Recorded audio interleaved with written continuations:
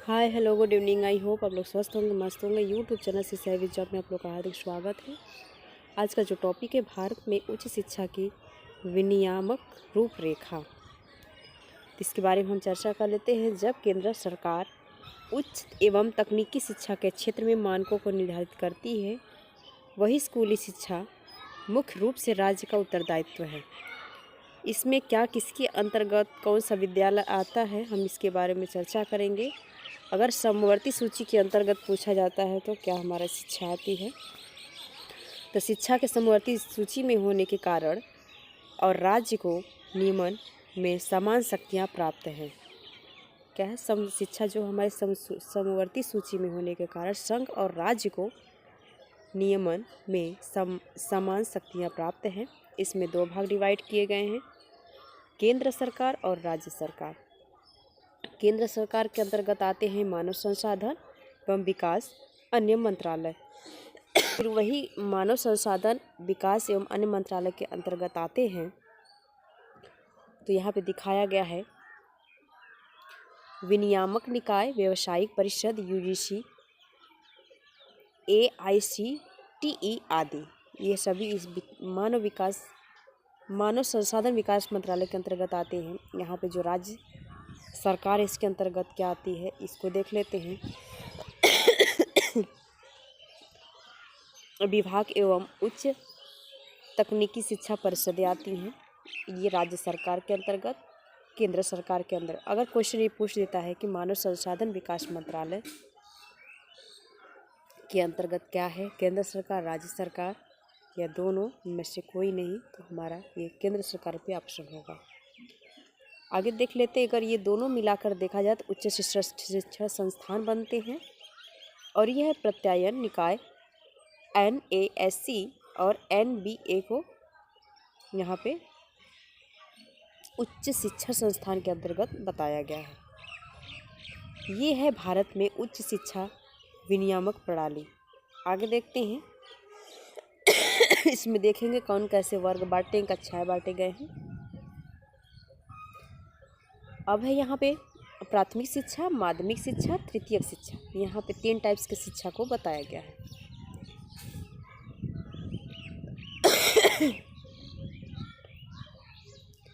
तो प्राथमिक शिक्षा 1 से 5, अगर हम कहेंगे 6 से 8 तो वो उच्च प्राथमिक कक्षा के अंतर्गत आएगा। अब माध्यमिक शिक्षा के अंतर्गत जब हम कहेंगे तो यहाँ पे 9th 10th, और उच्च माध्यमिक में बात होगी तो क्या है 11th और 12th। ये आप लोग आई होप समझ गए होंगे प्राथमिक और माध्यमिक शिक्षा के अंतर्गत। अब आते हैं, देखते हैं तृतीयक शिक्षा के अंतर्गत क्या आते हैं। तृतीय शिक्षा के अंतर्गत है उच्चतम शिक्षा। 2 भाग डिवाइड है, उच्चतम शिक्षा और वृत्तक शिक्षा और प्रशिक्षण। उच्चतम शिक्षा फिर कितने भाग में डिवाइड है? 2, सामान्य और व्यावसायिक। सामान्य के अंतर्गत आते हैं विज्ञान, वाणिज्य, वानिकी।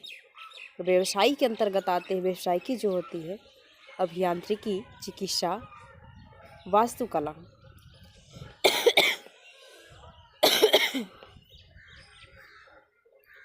ये हमारा उच्च और उच्चतम शिक्षा के अंतर्गत 2 भाग हैं, सामान्य और व्यवसायिक। अब देखते हैं वृत्तक शिक्षा और प्रशिक्षण के अंतर्गत क्या आता है। तो परंपरागत आता है और नए उभरते वृत्त आते हैं। जो नए नए वृत्त उभर रहे हैं, जो प्रशिक्षण के लिए माने जाते हैं। जैसे यहाँ पे ऑप्शन दिए गए हैं, ITI पॉलिटेक्निक पाठ्यक्रम, ITI कंप्यूटर प्रशिक्षण, ये हमारे परंपरागत के अंतर्गत आते हैं। नए उभरते वृत्त जो है इसमें बताया गया पर्यटन, विमानन, अतिथि, खुदरा आदि, ये हमारे नए उभरते वृत्त के अंतर्गत आते हैं। ये था भारत में शिक्षा प्रणाली का अवलोकन। शिक्षा प्रणाली का अवलोकन कितने में है? 3 भाग में है, प्राथमिक, माध्यमिक और तृतीयक। प्राथमिक आप लोग समझ सकते हैं 1 से, अगर प्राथमिक है तो 1 से 5, अगर उच्च प्राथमिक की बात है तो 6 से 8। माध्यमिक की बात है यहाँ पे तो माध्यमिक में कहा जाए तो 9 से 10, उच्च माध्यमिक में 11-12। तृतीयक शिक्षा के अंतर्गत समझना ज़्यादा जरूरी है।